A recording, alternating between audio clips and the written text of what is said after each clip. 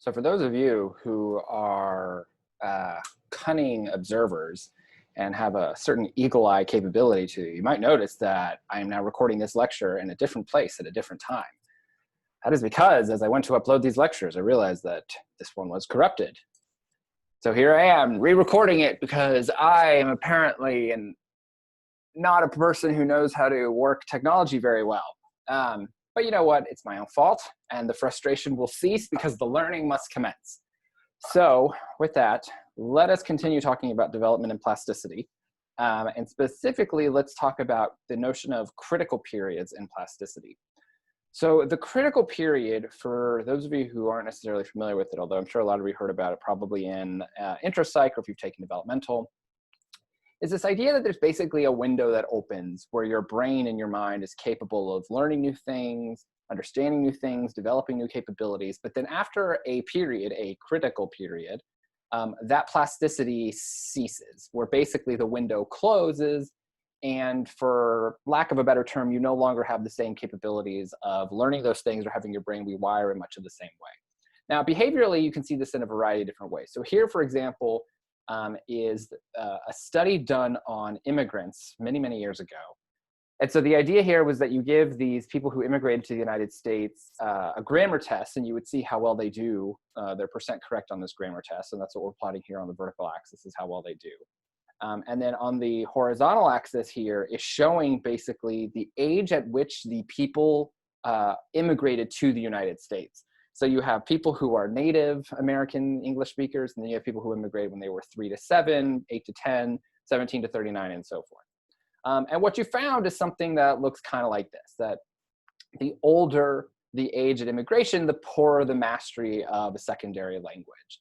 And so there's this idea that you can just see behavior, and this goes in every direction. If an American baby immigrates to another culture, if an American kid immigrates to another culture where they speak another language, of a kid from another nation where they speak another language comes to the United States, it doesn't really matter which way the direction goes in terms of nationality or language or anything like that. There's just this long-standing effect that's been replicated many, many times, that as you get older, mastering these sort of linguistic things gets harder and harder. And that, for example, if you say you immigrated to another country right now, you could start learning the language in your 20s, like you all are pretty much, and you'd get pretty good at it, obviously. But if you then later had a child, your child would probably just be a much better speaker at it than you would be. They would have no real trace of an accent. They wouldn't make pretty common grammatical errors and so forth, again, because they're trying to learn that language during this critical period, whereas you would be trying to learn this language after the critical period. So in the last lecture, we talked about Jeannie. Jeannie, for example, she was unfortunately discovered. This is a picture of Jeannie. She was unfortunately discovered and rescued. I think she was like 13, which was kind of on the later end of the critical period. That window, for lack of a better term, had kind of shut for her. And she was never really able to acquire language in any meaningful way. She could get some phrases, understand some basic sentences and so forth, but to an extraordinarily limited degree.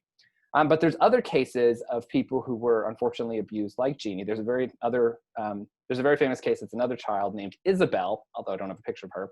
And Isabel was another child like Jeannie, but she was rescued much, much earlier than Jeannie, and she developed far more typically. Her linguistic capabilities greatly surpassed Jeannie's. They weren't exactly 100% normal, but they were much, much better because she was finally rescued before she had actually left that critical period. And so those capabilities were still something that she was able to acquire. Okay, so those are some just behavioral examples, but can we see evidence of these sort of critical period and plasticity ideas in the cortex itself? And there's many different ways that you can actually highlight this. So one here is what we're gonna look at is the density of gray matter in the frontal lobe and in the parietal lobe in males and females. Males are the solid line, females are the dashed line.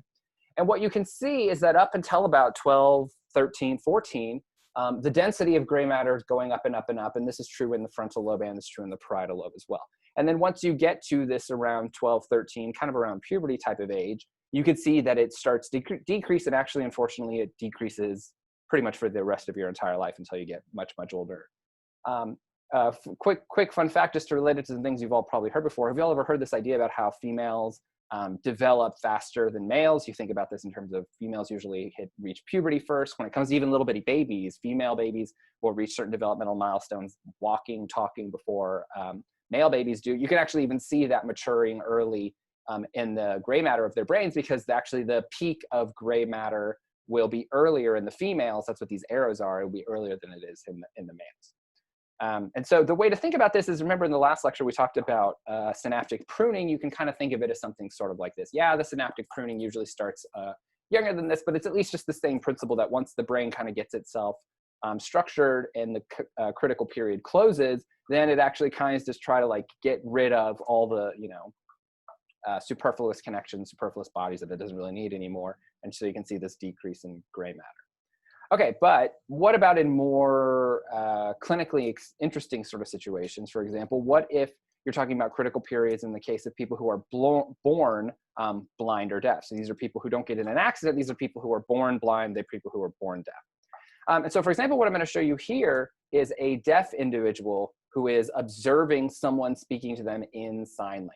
Okay, so this is a person who has always been deaf, but they are watching someone communicate with them in sign language. And there's a couple things that I want you to notice here. One is that you, of course, see activation in the visual cortex. This is the occipital lobe back here. This is the back of the head. This is the front of the head. This is occipital lobe here. But you also notice that there's activation in auditory cortex as well. Okay, now this is, again, a person who has never heard anything before. They don't have the capacity to hear things, and yet you can see their auditory cortex is still responding while observing sign language, because of the critical period for them is still being open. Their auditory cortex is going to get rewired such that it will now respond to visual things, because since they're still so young, they were deaf since birth, their brain is not going to just let the auditory cortex, go to waste. And so it's going to rewire in this massive way. If one of us now, either myself or one of you all, were to be, unfortunately in an accident, you would become deaf. You would not be able to see effects nearly this big, because we are all outside of the critical period window. So this is deaf individuals observing sign language. Let's do another situation though, where now we're looking at deaf adults who are going to be seeing visual items. So these again are people who've been deaf since birth, and now we're going to show them not linguistic things, just visual objects, faces, cars, hammers, scenes, whatever. And again, you can just see, at this point, we're once again focusing on the auditory cortex, and we can see for these deaf adults, when they're looking at visual items, you can see that there's a nice big amount of activation in auditory cortex on the side of the head, where we learned where auditory cortex was a couple weeks ago, when they're looking at items. Again, this is going to be able to happen for them because since they're deaf from birth, their auditory cortex is going to become visually responsive. These are just brain plots. Let's actually see not just some activity plotted on the brain. Let's see some real data. So here, what I'm going to show you is the amount of activation in this part of the brain for deaf individuals and hearing individuals. And so this is when you're showing them visual stimuli versus auditory stimuli. And so visual stimuli is just going to be on the left part. Auditory stimuli is going to be on the right. Okay, and so what we see here is this. So let's first focus on these two bars before we look at this one on the right. So this bar here is showing you the activation in the auditory cortex of a deaf individual when they're looking at something. And as you can see, it's greater than 0, because if you were one of these deaf individuals, even though you're looking at auditory cortex, you can see that the visual stimulus down here, is what this label is going to respond to it. However, if you are a person who is a hearing individual, so you are not deaf, you have the capacity to hear, like I've been saying, you'll see you don't get this effect here, okay? So these are for, healthy people who have all of their senses intact. And when you look at someone's auditory cortex, while they are looking at a visual stimulus, their auditory cortex is not going to activate because it's an auditory cortex and they're looking at a visual stimulus. But of course, this auditory cortex is certainly active if you then play them sounds. So now they're hearing auditory stimuli. Now you can see that their auditory cortex is going to activate quite a bit. There's no white bar over here, just simply because there's not really much point to play a sound to a person who's deaf. So that's why there's just one bar over here, okay? So that's with deaf individuals, but you can also ask what about in blind individuals, and pretty much you can see the exact same type of story, but I'll show it to you just in case, just to round it out. So now these are individuals who are completely blind, have been blind from birth, and they're going to be hearing sound. So they have the capacity to hear, of course, they're just blind. And when you look at their visual cortex and their occipital lobe in the back of the head, you can see that it's really rather active. okay? And just to give you a sense of the comparison between blind individuals and sighted individuals, you can see that in the blind individuals, all these different visual regions, and these graphs are a little confusing because rather than look at just like one big visual area, they broke it down into like A, B, C, A, B, C. So all these plots here are just corresponding to these different little subsections of the visual cortex. You can see that in all these different cases, in the people who are blind, when they hear sounds, their occipital lobe was, going to be firing on all cylinders, whereas for the people who are sighted in these blue bars, you can see they're much, much lower, sometimes even below 0, but the critical thing here is always it's significantly less. And so again, just this idea that for these people who are blind since birth, they're within this critical period, so their brain is going to really restructure itself relative to people who are typically developing. And this can be seen in a variety of different types of domains. For example, actually visual cortex can be put to a lot of different uses. So here, this is blind adults while comprehending language. And so actually compare these two brains here. Up here are a blind individual, and these are sighted individuals. And so you can see there's some commonalities between the patterns of activation here. The big difference is you see these white parts here in the visual system of the blind individuals. And down here, we're going into the ventral visual pathway. And you obviously don't see any of that activation down here. So you see linguistic processing will creep into visual cortex.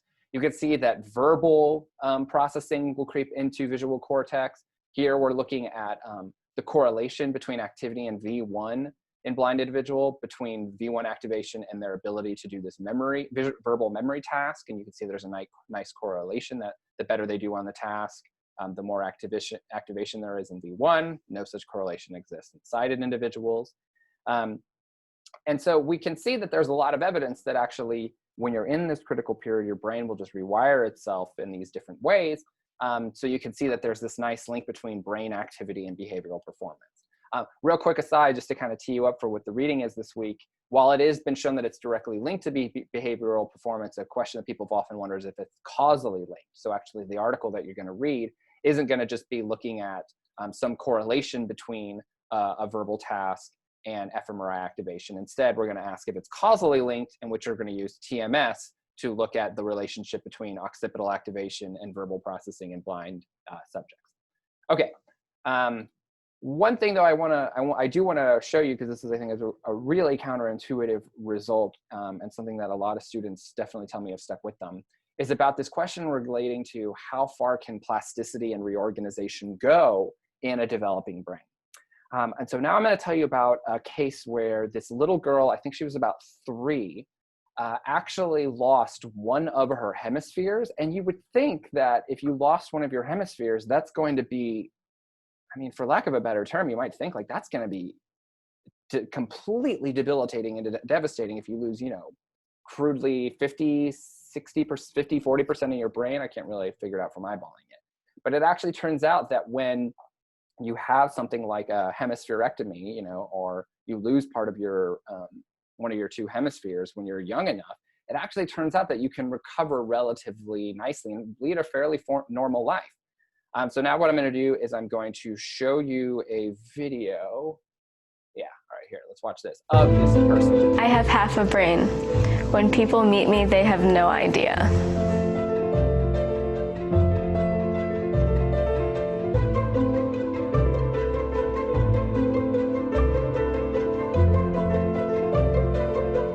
I only remember my very first seizure. I was at my daycare playing, and the next thing I knew, I was in an ambulance. We hightailed it to the hospital and just watched her. She had another seizure the next morning, but nothing that they did worked. She was constantly falling to the left, and it got so bad that one of us had to be on her left side all the time. It was to the point where I was having seizures every 3 minutes, and that wasn't cool.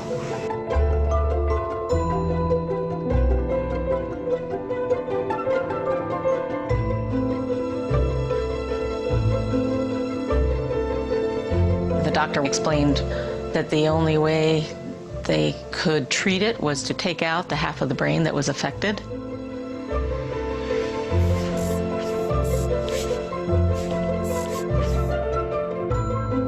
In very, very early childhood, the brain is thought to be in one of its most plastic states. And if you change the brain at that point, there may be a better capacity for the brain to reorganize.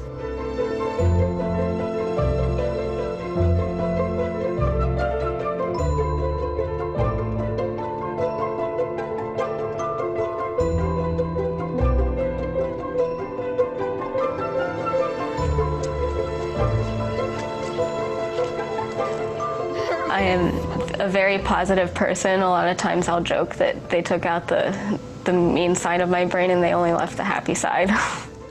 If you had asked me 25 years ago if it was possible to take out half the brain and still have functioning life, I would have said, you've got to be crazy.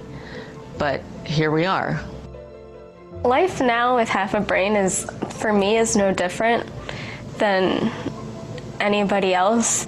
I've been married 4 years. I live on my own with my husband.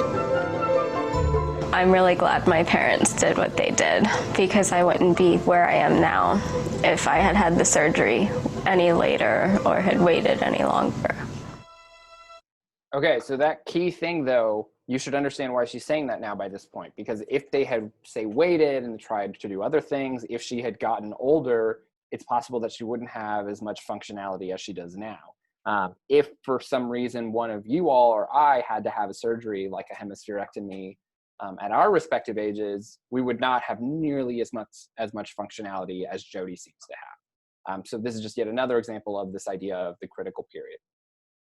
And so for this section, I'd like to end by talking about the difference between child and adult plasticity a little more directly, because one thing that is often concluded, I think, a little bit incorrectly when people learn about plasticity in the brain is this idea that, oh, okay, children's brains can change, but adults' brains cannot. And one thing I just really want to make sure to stress is that that is not the case, okay? It's not as simple as just the adult brain cannot change and the child brain can, and a switch gets flipped, okay?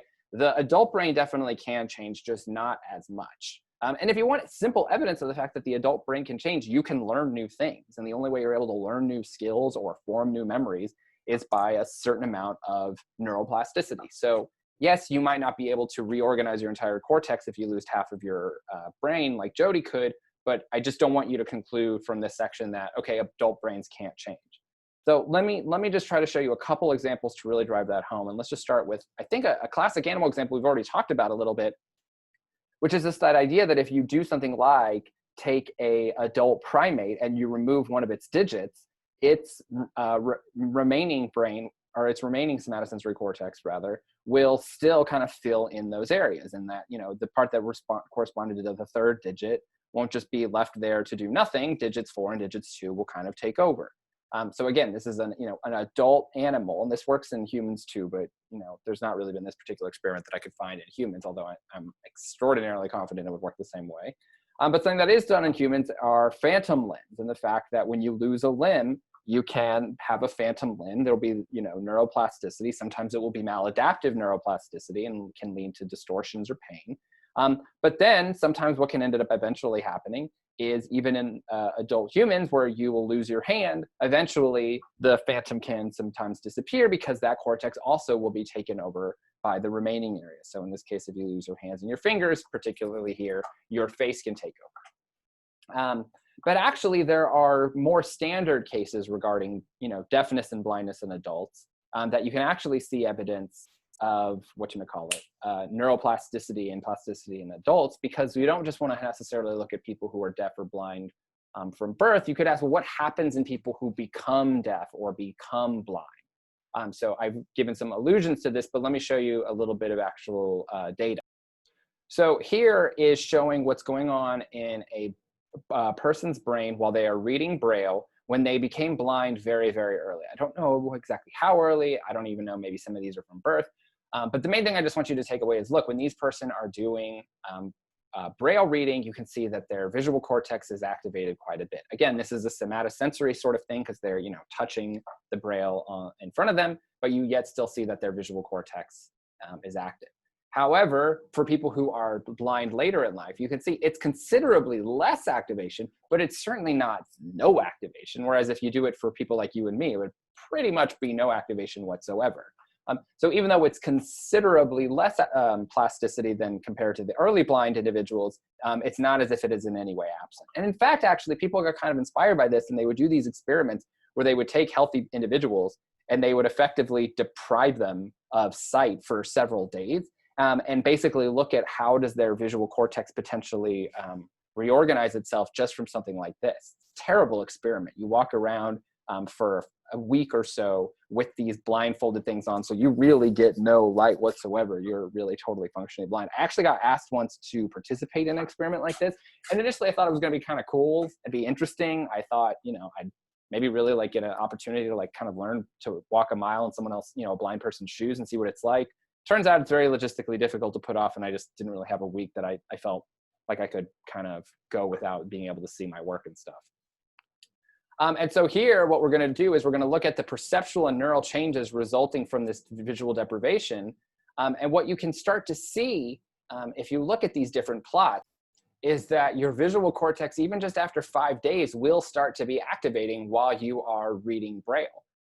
So you can't really see it here or here, but by day 5, okay, we're starting to see a little blip of activation on day 5 that wasn't there on day 1 or day 3. And actually, if we were to look at the percent signal difference between when you're blindfolded versus to a control, you can see, sure enough, there's a boost of activity in early visual cortex when you're reading Braille after a few days.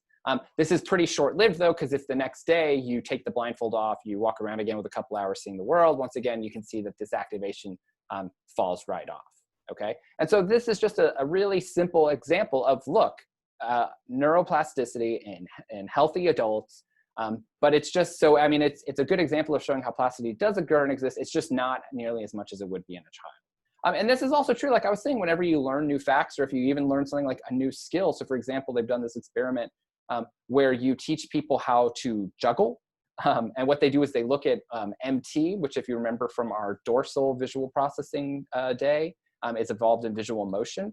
And what you see is that as people learn how to juggle, activation in their MT increases. It's almost like they're having to, practice having their motion processing system work. And so it becomes more, it becomes better able to fire. But interestingly enough, once again, by the third scan, several weeks or months later, I can't totally remember, you see actually it starts to go back down to how it was before, because the person gave up the, having to come into the lab every day to juggle for an hour or so forth. So again, this rise and fall that you see is, again, some examples of neuroplasticity in adults. So just make sure to really remember that the adult brain can certainly change, but just not nearly as much as a child's brain can, okay? So while there's quite a bit of things that can change about the adult brain, it pales radically in comparison into what a child's brain can do. Okay,